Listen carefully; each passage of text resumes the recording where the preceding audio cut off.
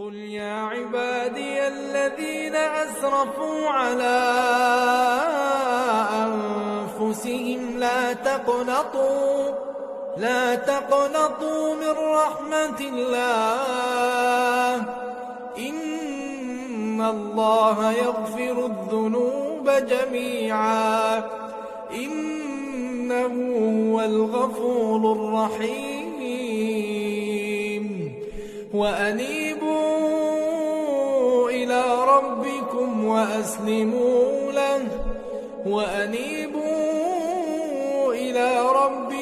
وأسلموا له من قبل أن يأتيكم العذاب ثم لا تنصرون.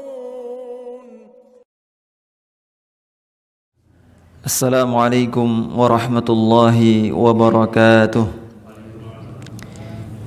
إن الحمد لله نحمده ونستعينه ونستغفره ونعوذ بالله من شرور أنفسنا ومن سيئات أعمالنا من يهده الله فلا مضل له ومن يضلله فلا هادي له أشهد أن لا إله إلا الله وحده لا شريك له وأشهد أن محمدا عبده ورسوله الذي لا نبي ولا رسول بعده. Kaum muslimin dan muslimat yang dirahmati oleh Allah Azza wa Jalla, di pertemuan sebelumnya kita sudah membahas 6 faktor atau 6 hal yang bisa kita upayakan untuk diri kita sendiri sehingga kita terjauhkan dari perbuatan-perbuatan dosa atau maksiat kepada Allah Subhanahu wa ta'ala. Sekarang kita masuk di sebab yang keenam atau perkara yang keenam sehingga seorang hamba terbebas dari perbuatan maksiat kepada Allah. Kata Ibnu Qayyim rahimahullahu taala, mashhadul iwadi wa huwa ma wa'ada Allah subhanahu bihi min ta'widi man tarakal maharima li ajlihi wa naha nafsahu an hawaha. Kata Ibnu Qayyim rahimahullahu taala, agar seorang hamba terhindar dari perbuatan dosa, perbuatan maksiat, maka hendaknya ia menanamkan ke dalam hatinya bahwasanya Allah Azza wa Jalla akan menggantikan sesuatu yang kita tinggalkan karena Allah.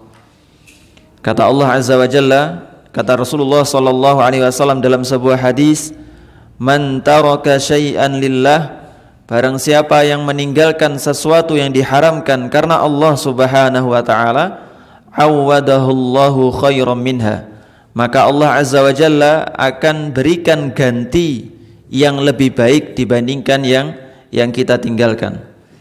Jadi ketika kita meninggalkan perbuatan maksiat, maka Allah akan ganti dengan sesuatu yang lebih baik, yaitu surga Allah Subhanahu wa ta'ala.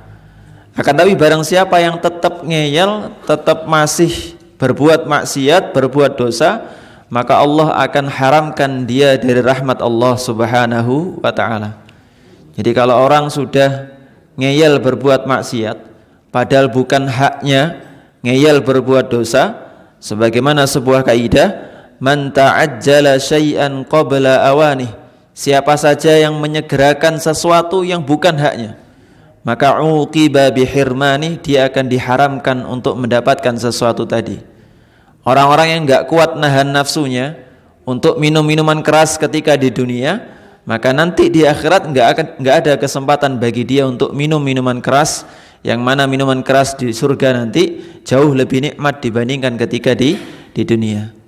Begitupun ketika seorang tidak meninggalkan sesuatu yang diharamkan ketika di dunia, nanti di akhirat akan Allah haramkan dari mendapatkan sesuatu yang lebih baik dibandingkan apa yang dia tinggalkan. Sebagaimana dalam sebuah hadis Rasulullah sallallahu alaihi wasallam bersabda, innaka lan tad'a syai'an ittiqa Allahi illa a'taka Allahu khairan minhu.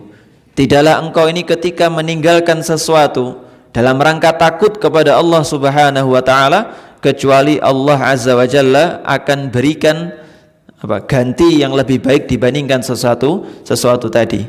Begitupun dalam sabda Nabi SAW, beliau mengatakan, man syaribal khamra fid dunya, siapa yang tetap maksa minum khamar, mengerjakan perbuatan maksiat ketika di dunia, thumma lam yatub minha, dan tidak bertaubat kepada Allah darinya, hurimaha fil akhirah, maka Allah akan haramkan dia nanti terhadap khamar atau apa yang dia lakukan ketika di dunia, yaitu di surga Allah Subhanahu wa taala.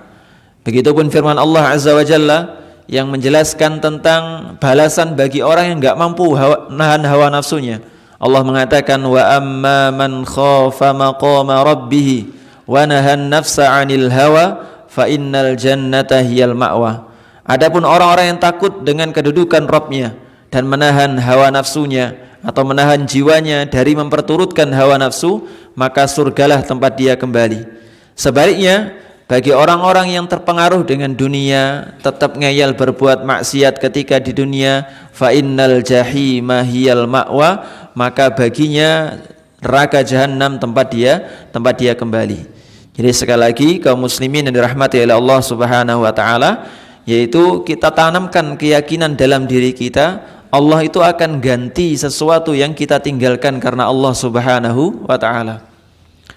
Dalam firman Allah Azza wa Jalla disebutkan, man 'amila salihan, siapa saja yang beramal salih, min dzakarin au untha, baik dari laki-laki maupun perempuan, wa huwa mu'minun, dalam keadaan beriman kepada Allah, falanuhyiyannahu hayatan thayyibah, maka Allah akan karuniakan kepada orang-orang yang beramal salih ini, yaitu kehidupan yang tenang, kehidupan yang baik. Wala najziyannahum ajrahum bi ahsani ma kanu ya'malun, dan kami akan balas mereka, kata Allah Azza wa Jalla, dengan sesuatu yang lebih baik dibandingkan apa yang mereka lakukan. Kalau kita mikir-mikir amalan kita ini enggak mungkin mampu nebus surga Allah Subhanahu wa taala. Kita masuk surga Allah ya karena apa? Karena rahmat dari Allah Subhanahu wa taala. Makanya Nabi sallallahu alaihi wasallam, amalan seorang hamba yang tidak mampu memasukkan dia ke dalam surga Allah Subhanahu wa taala. Para sahabat bertanya, bahkan engkau ya Rasulullah, bahkan aku. Akan tapi rahmat Allah Azza wa Jalla yang Allah berikan kepada kita nanti di akhirat, rahmat yang sedemikian luas, itu menjadikan kita dengan amal-amal kita masuk ke dalam surga Allah Subhanahu wa taala. Jadi sekali lagi, tanamkan dalam diri bahwasanya Allah akan ganti sesuatu yang lebih baik. Kita korbankan waktu kita tahan hawa nafsu kita, terus kita stop keinginan kita untuk berbuat maksiat, maka nantinya Allah Azza wa Jalla akan ganti dengan sesuatu yang jauh lebih baik dibandingkan yang kita kerjakan. Kemudian yang kedelapan, dari faktor-faktor yang bisa kita upayakan agar kita terhindar dari perbuatan maksiat adalah senantiasa merasa masyhadul ma'iyah, merasa bahwasanya Allah senantiasa membersamai kita. Karena kebersamaan Allah Azza wa Jalla terhadap hambanya ada dua, kata para ulama. Yang pertama, ma'iyyatun amah, kebersamaan yang sifatnya umum. Jadi setiap dari hamba ini enggak mungkin luput dari apa? Dari penglihatan Allah Subhanahu wa taala. Enggak mungkin luput dari pendengaran Allah Subhanahu wa taala. Inilah yang dimaksud dengan kebersamaan yang umum. Mau mukmin, mau kafir, mau fajir maupun orang-orang yang bertakwa kepada Allah, semuanya tidak akan luput dari pengawasan Allah Azza wa Jalla. Itu namanya Allah membersamai kita, membersamai hamba-hambanya. Akan tapi ada ma'iyah khasah, kebersamaan Allah yang sifatnya khusus. Ini diperuntukkan untuk orang-orang yang beriman kepada Allah Azza wa Jalla. Sebagaimana firman Allah Azza wa Jalla, innallaha ma'as sabirin, sungguhnya Allah membersamai orang-orang yang bersabar. Yaitu membersamai penglihatannya, membersamai ilmunya, membersamai pendengarannya, dan apa? Dan senantiasa menolong bagi orang-orang yang mampu dan mau bersabar untuk menahan dirinya dalam ketaatan kepada Allah, menahan dirinya meninggalkan perbuatan maksiat. Allah akan tolong kita. Sebagaimana sabda Nabi sallallahu alaihi wasallam, man tasabbara, siapa saja yang berupaya untuk bersabar, sabar dalam ketaatan, sabar meninggalkan kemaksiatan, kata Nabi SAW, sabbarahullah, maka Allah akan karuniakan atau berikan hidayah kesabaran dalam hatinya. Kalau kita nyerah ketika berbuat maksiat, enggak apa-apa berbuat maksiat, maka Allah akan karuniakan apa? Sifat yang serupa, ya sudah, dia enggak akan mampu bersabar. Tapi kalau kita upayakan tahan diri kita, minta pertolongan Allah, ya Allah jangan sampai jatuh ke dalam maksiat ini. Ini sudah hampir nih di pinggir jurang nih, sudah hampir jatuh. Sekali kita melangkah salah jatuh. Tapi kita tetap bersabar kepada Allah, minta pertolongan Allah Subhanahu wa taala. Sabbarahullah, maka Allah karuniakan kesabaran dalam hatinya.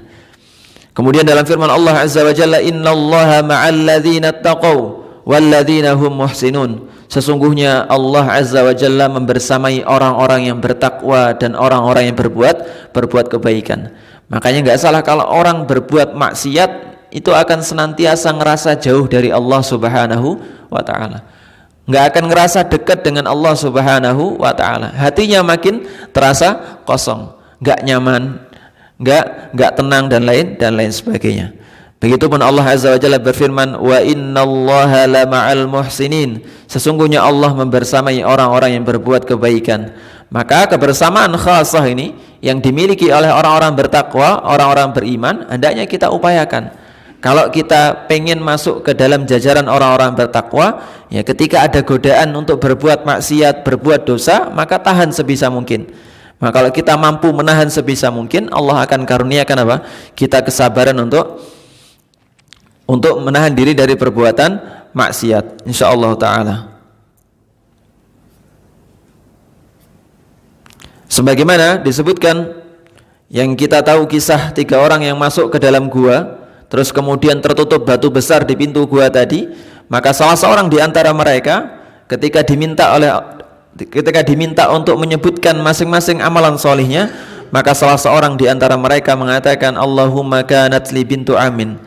Ya Allah, aku dulu pernah ada seorang anak pamanku. Ini sepupu atau ponakan? Anak paman ini sepupu atau ponakan? Sepupu ya? Sepupu. Saya dulu punya sepupu, kata dia. Kanat ahabban nasi ilayya, yang aku cintai banget. Punya sepupu yang dia cintai. Fa'aradtuha an nafsiha, maka aku tawarkan dia diriku. Jadi pengen nembung. Famtana'at minni, dia nolak.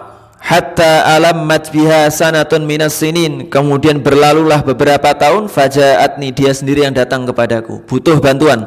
Fa'ataituha 20 wa mi'ata dinarin, aku berikan dia 120 dinar. Ala an tukhalliya baini wa baina nafsiha fafa'alat, dengan syarat, kata dia, karena sebelumnya ditolak, akhirnya dia ngasih syarat, tak kasih nih 120 dinar sebagai bantuan gratis, tapi dengan syarat, gratis dengan syarat, agar engkau mau berbuat maksiat denganku. Maka apa? Maka si sepupu tadi mengatakan fafa'alat, ya wes, dikerjakan. Hatta idza qadirtu 'alaiha, sampai sudah mampu untuk berbuat maksiat. Kemudian sepupunya tadi mengatakan, la uhillu laka an tafuddal khatama illa bihaqqi, tidaklah aku ridho, aku halalkan engkau ya toh memiliki sebuah cincin kecuali dengan haknya, yaitu apa? Yaitu berbuat maksiat kepada sepupu tadi. Fataharrajtu minal wuqu'i alaih, akhirnya ketika dikasih nasihat, dikasih wasiat demikian, fataharrajtu minal wuqu'i alaih, aku ngerasa berat sekali untuk berbuat maksiat. Fansaraftu anha wa hiya ahabbun nasi ilayya, akhirnya dia menghindar dari sepupunya tadi untuk apa? Dalam rangka takut kepada Allah Subhanahu wa taala. Kemudian dia mengatakan, Allahumma in kuntu fa'altu batigha'a wajhik, ya Allah, kalau aku melakukan hal demikian tadi, ya dulu aku lakukan ini dengan mengharap wajahmu, fafruj 'anna ma nahnu fihi, maka bebaskanlah apa yang menghimpit kami pada saat ini. Fanfarajatis sakhrah, maka pintu gua yang tertutup tertutup batu tadi sedikit demi sedikit terbuka. Karena apa? Karena amalan soleh, menyebutkan amalan soleh yaitu meninggalkan perbuatan-perbuatan maksiat. Maka kalau kita mampu meninggalkan perbuatan maksiat ini, iling-iling Pak, diingat-ingat, diimut-imut. Nanti suatu saat kita tertimpa sesuatu yang menyempitkan dada kita, bilang ke Allah Subhanahu wa taala, ya Allah, saya dulu pernah hampir berbuat maksiat, tapi aku tinggalkan karena mengharap wajahmu. Maka bebaskanlah aku dari masalah yang menghimpitku. Jadi orang kalau meninggalkan sesuatu karena Allah, maka apa? Maka dia akan diberikan pahala oleh Allah Subhanahu wa taala. Tapi kalau orang meninggalkan sesuatu yang diharamkan, nggak jadi berbuat maksiat, tapi karena nggak mampu, karena dia ngerasa, waduh, nggak ada kesempatan lagi nih, maka dia nggak dapat pahala dari sisi Allah Subhanahu wa taala. Bahkan kalau itu sudah bentuknya azam, tekad untuk berbuat maksiat, ya dia dapat dosa satu. Sebagaimana sabda Nabi sallallahu alaihi wasallam, barang siapa yang sudah kadung niat berbuat maksiat, terus kemudian berazam, bertekad berbuat maksiat, nggak jadi berbuat maksiat, maka dia sudah kena dosanya. Kena dosanya. Misal seorang ingin minum khamar. Seorang yang minum khamar, sudah ada uangnya ada. Tapi keliling ke toko mana saja, Indomaret tutup. Terus kemudian minimarket yang lain tutup, nggak dapat. Sampai dia pulang ke rumahnya nggak jadi minum khamar. Kenapa? Karena nggak ada toko yang buka. Apakah dia nggak mendapatkan dosa? Dapat. Kenapa? Karena dia sudah usaha keliling untuk melakukan sesuatu yang diharamkan oleh Allah Subhanahu wa taala. Tapi beda dengan orang yang ketika pengen sesuatu yang diharamkan, berangkat nyari toko yang buka, terus kemudian nyari kok nggak ada.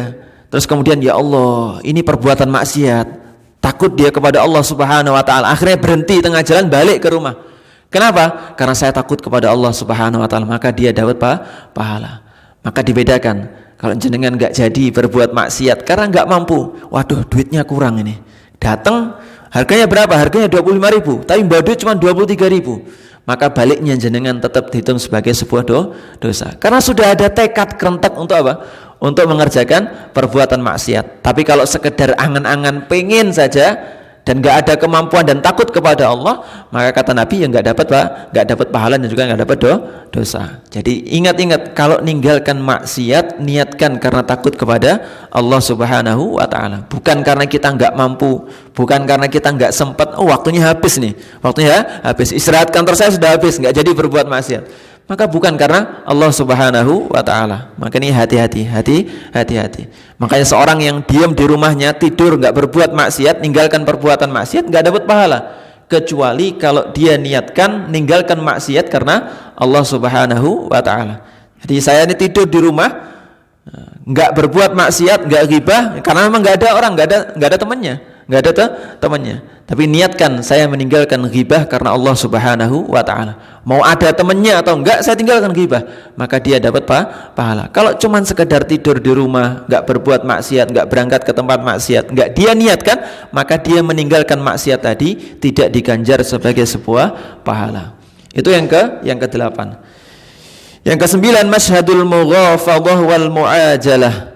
Wa huwa ay yakhafa ay yughafisahul ajal fayakhudhahu Allah ala ghirrah, yaitu dia khawatir sewaktu-waktu Allah akan cabut ajalnya. Jadi ini khawatir ketika berbuat maksiat, tiba-tiba di tengah maksiat tadi Allah akan cabut nyawa kita. Maka perlu sebagai seorang hamba, seorang muslim yang baik, tanamkan dalam diri seperti ini. Karena kita nggak tahu umur kita ini di titik berapa, di menit keberapa, jam berapa, hari keberapa, kita nggak tahu. Karena kita nggak tahu ini, maka kita harusnya berhati-hati. Kan sebagian orang nggak tahu sesuatu tapi malah nggak berhati-hati. Nggak tahu, saat umur nggak ada yang tahu, tapi malah berbuat maksiat. Maka ini bukan kehati-hatian. Karena kehati-hatian yang sebenarnya, kalau dia memang benar-benar berhati-hati, ya dia menjaga dirinya dari perbuatan maksiat. Sebagaimana firman Allah Azza wa Jalla, fa idza jaa ajaluhum, kalau sudah datang ajalnya, sudah datang waktunya untuk meninggal, la yastakhiruna sa'atan wa la yastaqdimun, maka tidak akan pernah bisa minta untuk diakhirkan dan tidak pernah pula bisa minta dikedepankan. Jadi kalau sudah kita datang di waktu pagi ini, terus kemudian sadar berbuat dosa, ya segera bertaubat kepada Allah Subhanahu wa ta'ala. Kata Ibnu Umar radhiyallahu ta'ala anhuma, beliau mengatakan, idza amsayta fala tantadhiris sabah. Kalau jenengan masih hidup di waktu sore, jangan nunggu pagi lagi. Karena kita nggak tahu umur kita sampai waktu pagi atau enggak. Begitupun ketika datang bulan Ramadan, ini betapa banyak orang datang nyambut bulan Ramadan ngerasa, wah aku rindu banget dengan Ramadan. Aku menanti-nanti bulan Ramadan, tapi Ramadan lewat sampai 29 hari atau 30 hari, nggak ada bacaan Al-Quran tersentuh.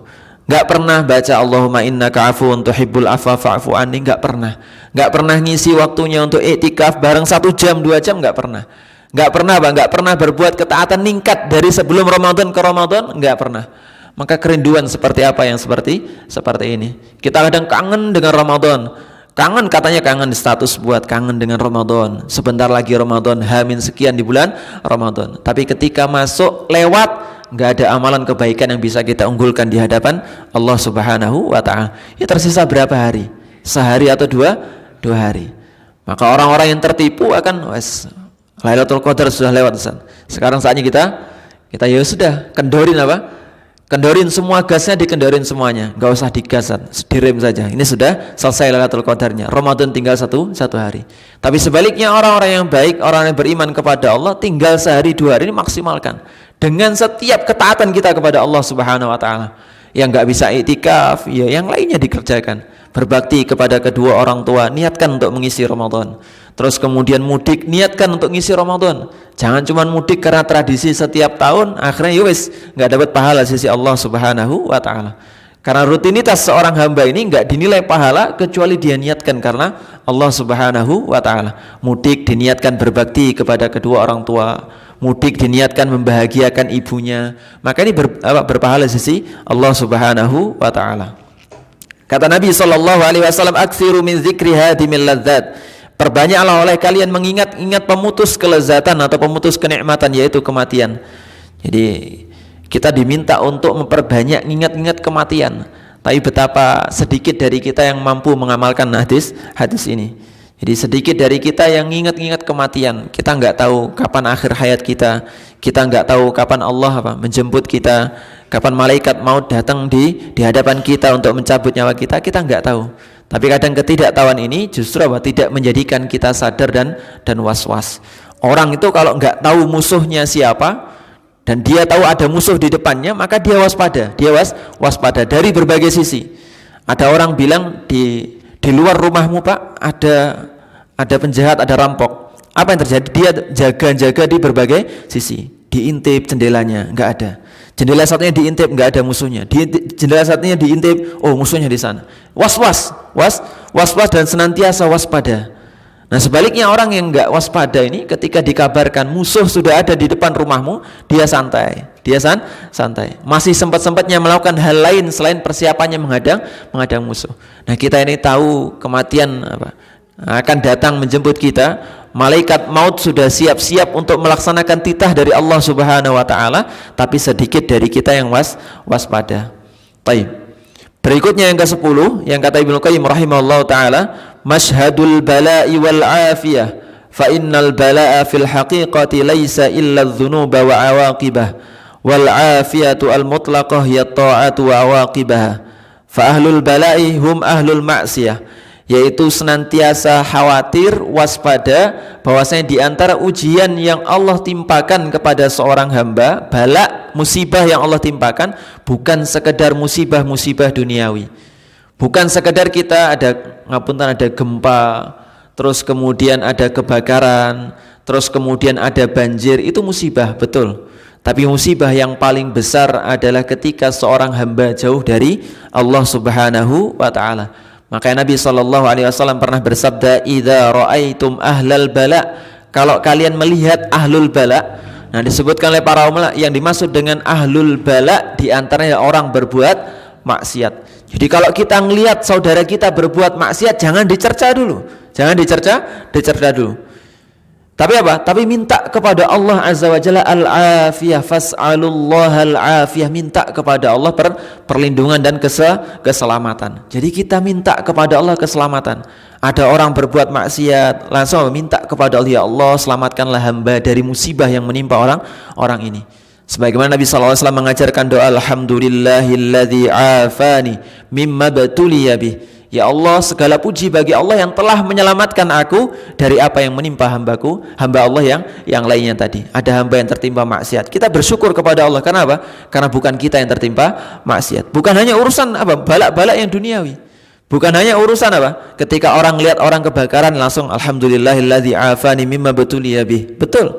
Tapi apa? Ketika ada orang berbuat maksiat juga dianjurkan berdoa seperti itu. Begitupun ketika melihat saudara kita berbuat maksiat, minta kepada Allah keselamatan. Karena kata Ibnu Qayyim rahimahullah ta'ala, barang siapa yang mencerca seorang hamba yang berbuat maksiat, hamba Allah yang berbuat maksiat, kita melihat saudara kita berbuat maksiat, kita cerca terlebih dahulu, maka kata Ibnu Qayyim rahimahullah ta'ala, tidaklah dia meninggal dunia kecuali dia akan ditimpa musibah yang sama, yaitu perbuatan maksiat tadi. Jadi hati-hati, ngelihat saudara kita, kewajiban kita itu ngingetkan, nasihatkan. Bukan apa? Bukan mencerca, bukan nyinyir dan lain sebagainya. Kalau ada orang berbuat maksiat dan itu saudara kita yang sering datang ke masjid, datangi, ingatkan. Maka ini adab seorang muslim. Bukan malah dicerca. Kalau dicerca, kata Ibnu Qayyim, tidaklah dia meninggal dunia kecuali dia akan mendapatkan musibah atau bala yang sama, yaitu berbuat maksiat. Dengan maksiat yang sama yang kita cerca. Maka hendaknya kita sebagai seorang muslim berhati-hati. Dan kata Nabi SAW, ma min da'watin, tidaklah ada sebuah doa, yad'u bihal abdu afdalu min, yang mana lebih utama seorang hamba berdoa dengannya kecuali doa, ini jangan hafalkan, ini singkat doanya, Allahumma inni as'alukal mu'afata fid dunya wal akhirah. Ya Allah, aku mohon keselamatan kepadamu di dunia maupun di akhirat. Mudah. Allahumma inni as'alukal mu'afata fid dunya wal akhirah. Ya Allah, berilah aku keselamatan di dunia maupun di akhirat. Di dunia kita selamat dari perbuatan maksiat, dari bala-bala Allah yang lainnya. Begitupun nanti di akhirat kita selamat dengan cara apa? Dengan cara dimasukkan di dalam surga Allah Subhanahu wa taala. Sebagaimana firman Allah Azza wa Jalla, "Faman zuhziha 'anil nar", setiap orang yang diselamatkan dari neraka, wa udkhilal jannah, dimasukkan ke dalam surga, faqad faz, maka sungguh dia telah beruntung. Nabi SAW bersabda, is'alullahal afwa wal afiyah, mintalah kepada Allah ampunan dan juga keselamatan. Fa inna ahadan lam yu'ta ba'dal yakini khairan minal afiyah. Tidaklah seorang hamba diberikan sesuatu oleh Allah, karunia oleh Allah Azza wa Jalla setelah keyakinan yang kuat, keimanannya, melebihi keselamatan dia di dunia maupun di akhirat. Jadi minta kepada Allah keselamatan. Kita pengen selamat di akhirat tapi nggak pernah minta. Ini sekali kita singgung. Jadi kita ketika membahas doa yang kemarin, di antara bentuk keyakinan seorang hamba kepada Allah ketika berdoa, ya doanya tadi diulang-ulang. Doanya tadi diulang-ulang. Pengen selamat nggak pernah ngulang doa kecuali cuma satu kali. Ini sudah hafal doa keselamatan, cuma dibaca di majelis ini. Besok-besoknya lupa lagi, padahal pengen selamat. Padahal di antara tanda seorang hamba tadi serius pengen selamat, serius pengen sesuatu, ya kalau dia sering mengulang-ulang nyebut. Nih kalau putra jenengan pengen sesuatu, pengen es krim, dan enggak jenengan turuti, maka disebut. Jenengan berangkat kerja, Pak, jolali es krim. Ketika kerja di WA, Bu nyilih HP-nya. Untuk WA bapaknya, Pak, jangan lupa es krim. Sore ketika bapaknya pulang tagih lagi, Pak, es krimnya mana? Malam ketika apa? Ketika bapaknya lupa lagi nggak belikan, habis taraweh, Pak, es krim, beli es krim. Terus diingatkan, menunjukkan keseriusan dia akan permintaannya. Nah kita ini pengen selamat, pengen apa? Pengen dibebaskan, dientaskan Allah Azza wa Jalla dari neraka, tapi minta keselamatannya cuma sekali. Seumur hidup cuma sekali. Pengen selamat, pengen, tapi mintanya cuma sekali. Maka kalau kita pengen terhadap urusan dunia kita sebut berulang kali, nah ini urusan akhirat ya hendaknya lebih-lebih lagi dibandingkan urusan dunia. Begitupun sabda Nabi SAW kepada paman beliau Al-Abbas, beliau mengatakan, ya ammi, wahai pamanku, aksir ad-du'a bil afiyah, perbanyaklah membaca doa keselamatan. Ini kepada paman beliau, kepada seorang sahabat yang mulia. Apalagi kalau Nabi bersabda kepada kita, perbanyak ya Pak Fulan untuk minta afiyah, minta kepada Allah keselamatan. Taib. Yang ke-11, Ibnu Qayyim mengatakan, ayyu awwida ba'isad din wa dawa'iyahu musara'atal hawa wa muqawamatahu ala tadriji qalilan hatta yudrika ladzatal dhafar. Kita ini nahan hawa nafsu kita, ngelatih hawa nafsu kita itu pelan-pelan. Perhatikan ketika Allah Azza wa Jalla mensyariatkan pengharaman khamar, itu Allah Azza wa Jalla menurunkan dalam 4 tahapan. Dalam 4 tahapan. Waktu itu orang-orang Arab atau bangsa Arab ini masih bergelimang dengan arak, bergelimang dengan minum-minuman keras. Kalau Allah Azza wa Jalla langsung turunkan arak atau khamar itu haram, selesai. Nggak banyak dari mereka, dari bangsa Arab yang ngikutin perintah Allah Subhanahu wa Ta'ala. Tapi dilakukan dengan bertahap. Disebutkan apa manfaatnya, bahwasanya di dalam khamar ada manfaatnya, tapi sedikit.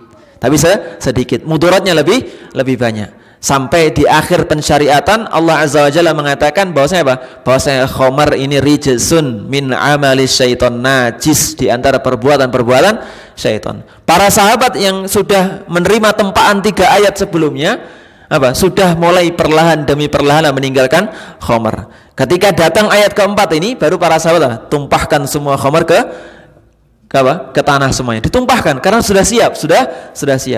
Nah, kita ngelatih hawa nafsu kita ini juga demikian, pelan.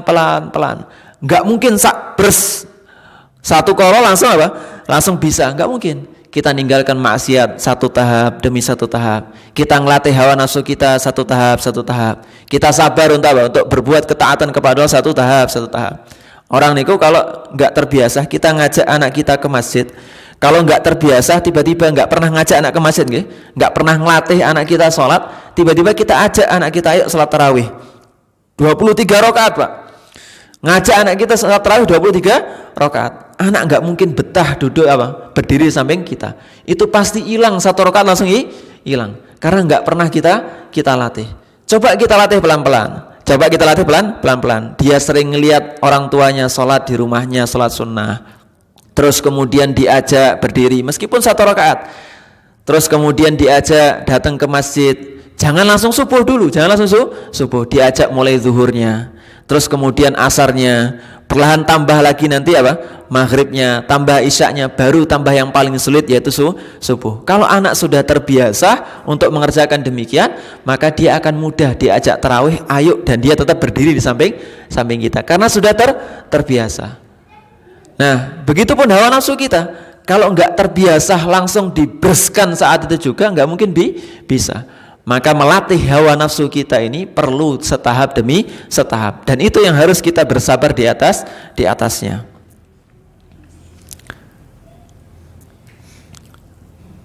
Allah Azza wa Jalla berfirman, "Walladzina jahadu fina lanahdiyannahum subulana wa innallaha lama'al muhsinin." Dan orang-orang yang bersungguh-sungguh untuk mencari jalan Allah Subhanahu wa taala, bersungguh-sungguh mencari hidayah dari Allah, lanahdiyannahum subulana, maka Allah akan tunjukkan jalannya. Jadi di antara kesungguhan kita ini ya kita sungguh-sungguh. Di antara bentuk keseriusan kita sungguh-sungguh mencari hidayah. Kita pengen terbebas dari dosa. Maka teman-teman yang sering berbuat maksiat yang sebelumnya kita jadikan sahabat, ya tinggalkan. Ini di antara bentuk keseriusan kita meninggalkan perbuatan maksiat. Yang sebelumnya kita nggak terbiasa ke masjid, untuk menghindari maksiat, datangi masjid, datangi majelis ilmu, sholat berjamaah di masjid dan lain sebagainya. Maka mujahadah yang seperti ini akan Allah lihat, akan Allah ganjar dengan apa? Dengan hidayah. Sebagaimana firman Allah Azza wa Jalla, wa yazidullahu alladzina ihtadaw huda, dan tidaklah ada sesuatu yang Allah tambahkan dari orang yang bersungguh-sungguh mencari hidayah Allah kecuali hudan, yaitu petunjuk yang dari Allah Subhanahu wa taala. Jadi kalau kita serius nyari petunjuk Allah, Allah akan lihat keseriusan kita. Kalau kita serius rindu dengan Ramadan, serius mengisi dengan serius bulan Ramadan ini, ya Allah akan tunjukkan jalannya. Bukankah sabda Nabi sallallahu alaihi wasallam, fakullun muyassarun lima khuliqalah. Setiap orang, setiap makhluk ini akan dimudahkan untuk apa ia diciptakan di atasnya. Kalau kita memang diciptakan sebagai seorang yang mencari hidayah Allah, seorang yang lurus selamat, maka Allah akan mudahkan jalannya. Allah akan jadikan kita mudah untuk melakukan kebaikan. Di antara tandanya yaitu kita serius itu dulu. Kita serius. Kalau orang bilang pengen berbuat kebaikan, pengen berbuat ketaatan, tapi nggak pernah nempuh sebab-sebabnya, ya berarti dia nggak serius. Dia nggak serius. Kata Ibnu Qayyim rahimahullah taala, akmalun nasi hidayatan a'zamuhum jihadan. Sungguhnya manusia yang paling sempurna hidayahnya dari Allah Subhanahu wa taala yaitu orang yang paling kekeh ijtihadnya atau paling kekeh usahanya untuk menempuh hidayah. Ini orang yang paling sempurna hidayahnya. Wa afradul jihadi jihadun nafsi, dan jihad yang paling wajib adalah jihad melawan hawa nafsu. Wa jihadus syaitan, dan juga jihad melawan syaitan. Faman jahada, barang siapa bersungguh-sungguh terhadap hal-hal tadi, menahan hawa nafsunya, terus kemudian menghalau syaitan agar tidak mengganggunya, terus kemudian tidak menjadikan hatinya hanya terpaut pada urusan dunia, hadahullahu subula ridahu al-musilah ila jannati, maka Allah sampaikan dia ke dalam jalan yang Allah ridhoi, yang bisa menyampaikan dia ke surga Allah Subhanahu wa taala. Akan tapi sebaliknya, barang siapa yang tidak bersungguh-sungguh, fatahu minal huda bihasabi ma attala minal jihad, ya Allah akan palingkan dia dari hidayah sekadar dengan dengan seberapa dia berpaling dari hidayah tadi. Kalau kita pengen hidayah dari Allah Subhanahu wa taala, terus kemudian kita menjauh dari majelis ilmu, kita menjauh dari orang-orang alim, kita menjauh dari sahabat-sahabat yang solih, ya Allah akan palingkan kita. Allah akan palingkan kita. Makanya monggo saya dan jenengan semuanya sregep atau berusaha sepenuhnya untuk menapaki jalan-jalan hidayah Allah Subhanahu wa taala.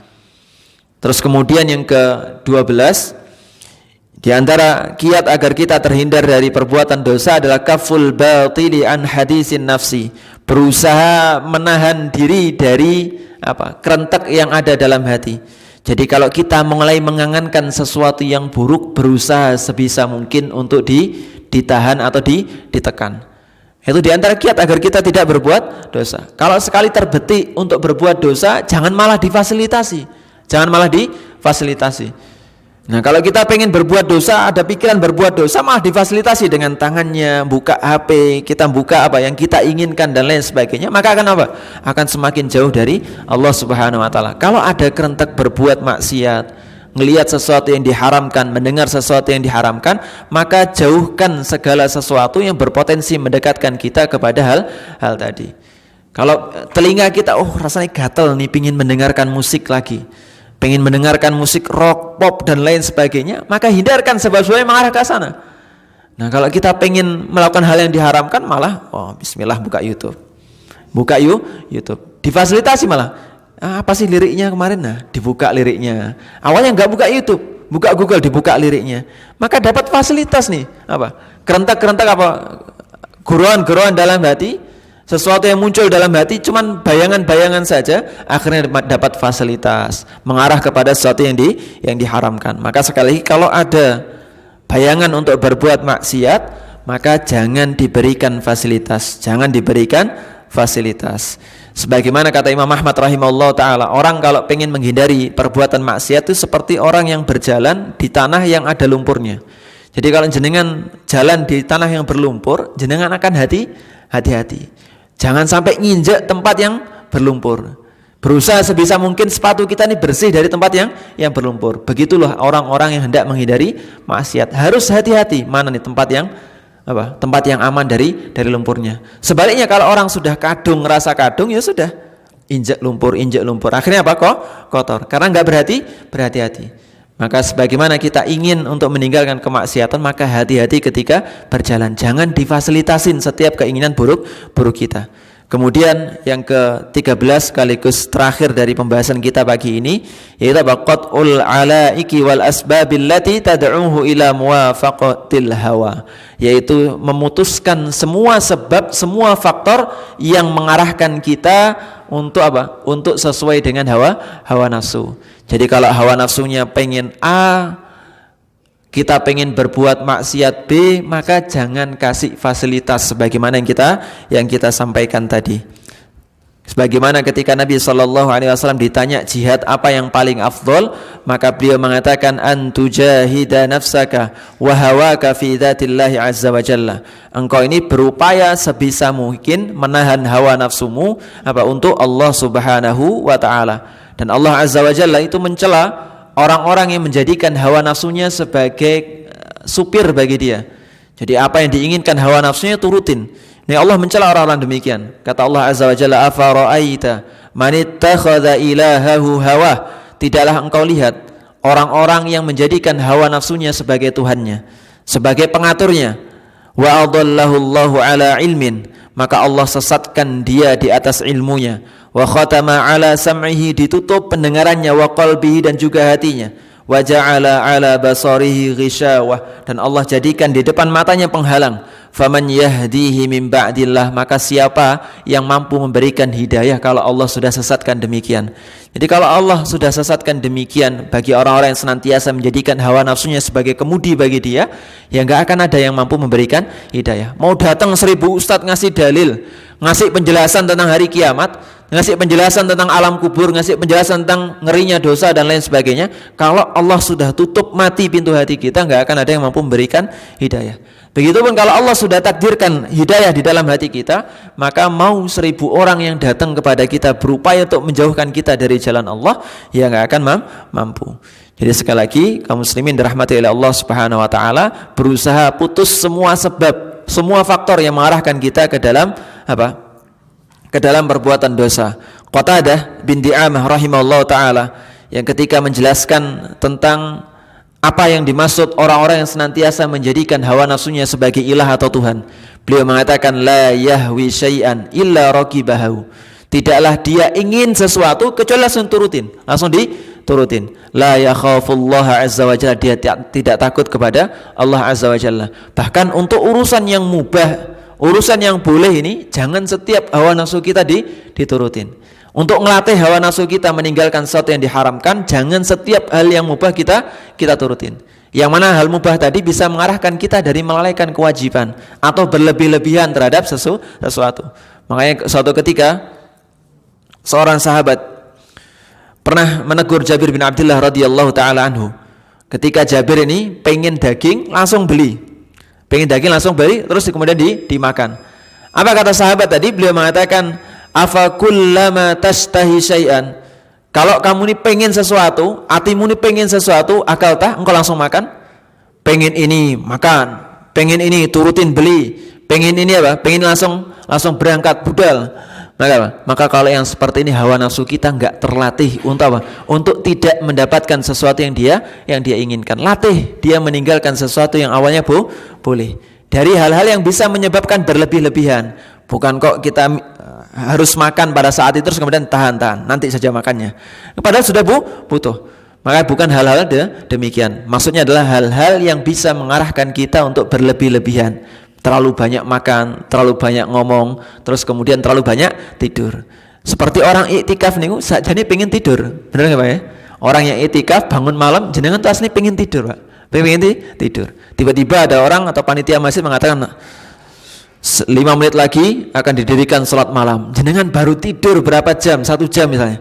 Jadi pengen tidur, nggak mau nurutin apa? Nggak mau nurutin apa? Keinginan kita untuk beribadah. Pengen tidur, tapi ditahan. Tidur boleh. Tapi apa? Tapi tahan. Sholat malam.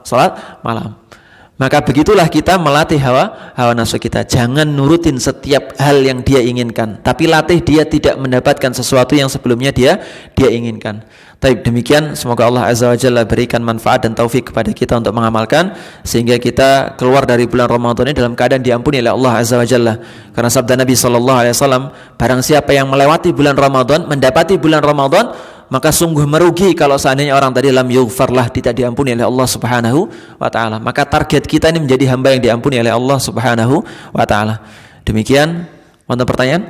Yang pertama tentang ketika sholat Id bersamaan dengan hari Jumat, apa yang harus dilakukan? Ngoten nggih? Yang pertama, maka apakah tetap wajib sholat Jumat? Maka Nabi SAW menyebutkan bahwasanya kalau ada Id bergabung dengan hari Jumat, maka seorang diperbolehkan untuk memilih apakah dia mengerjakan sholat Jumat ataukah tidak.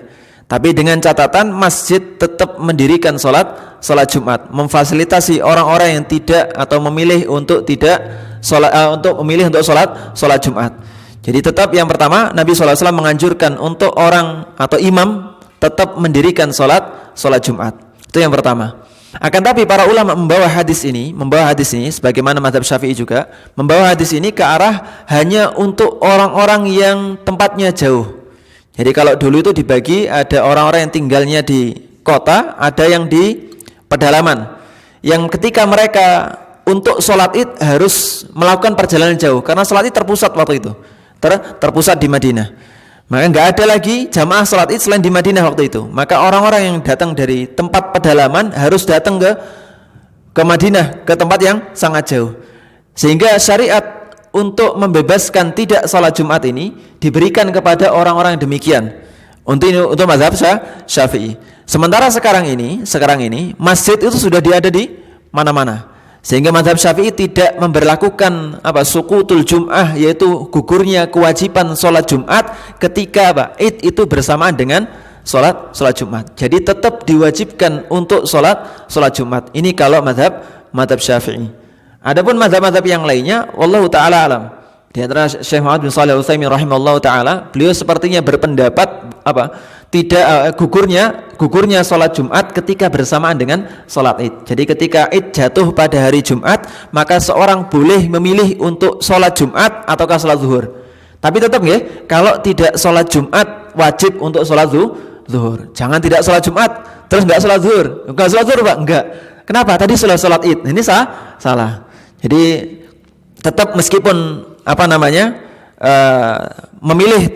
memilih gugurnya kewajiban sholat Jumat, tetap menggantinya dengan sholat zuhur. Tapi dengan catatan Masjid Al-Bahmudah yang biasanya sholat Jumat ya tetap didirikan.